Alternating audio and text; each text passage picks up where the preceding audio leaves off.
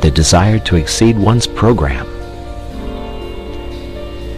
But, someone may remark with the English disregard of everything except the point, what is he driving at with his 24 hours a day? I have no difficulty in living on 24 hours a day. I do all that I want to do, and still find time to go in for newspaper competitions. Surely it is a simple affair, knowing that one has only 24 hours a day, to content oneself with 24 hours a day. To you, my dear sir, I present my excuses and apologies. You are precisely the man that I have been wishing to meet for about 40 years. Will you kindly send me your name and address, and state your charge for telling me how you do it? Instead of me talking to you, you ought to be talking to me. That you exist, I am convinced, and that I have not yet encountered you is my loss. Meanwhile, until you appear, I will continue to chat with my companions in distress, that innumerable band of souls who are haunted, more or less painfully, by the feeling that the years slip by, and slip by, and slip by, and that they have not yet been able to get their lives into proper working order. If we analyze that feeling, we shall perceive it to be primarily one of uneasiness, of expectation, of looking forward, of aspiration. It is a source of constant discomfort, for it behaves like a skeleton at the feast of all our enjoyments. We go to the theater and laugh, but between the acts it raises a skinny finger at us.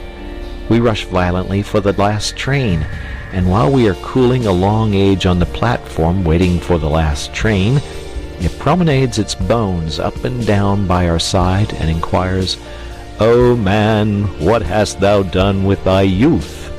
What art thou doing with thine age? You may urge that this feeling of continuous looking forward, of aspiration, is part of life itself, and inseparable from life itself. True. But there are degrees. A man may desire to go to Mecca. His conscience tells him that he ought to go to Mecca. He fares forth either by the aid of cooks or unassisted. He may probably never reach Mecca. He may drown before he gets to Port Said. He may perish ingloriously on the coast of the Red Sea. His desire may remain eternally frustrated. Unfulfilled aspiration may always trouble him, but he will not be tormented in the same way as the man who, desiring to reach Mecca, and harried by the desire to reach Mecca, never leaves Brixton. It is something to have left Brixton. Most of us have not left Brixton. We have not even taken a cab to Ludgate Circus and inquired from cooks the price of a conducted tour. And our excuse to ourselves is that there are only 24 hours in the day. If we further analyze our vague, uneasy aspiration, we shall, I think, see that it springs from a fixed idea that we ought to do something in addition to those things which we are loyally and morally obliged to do.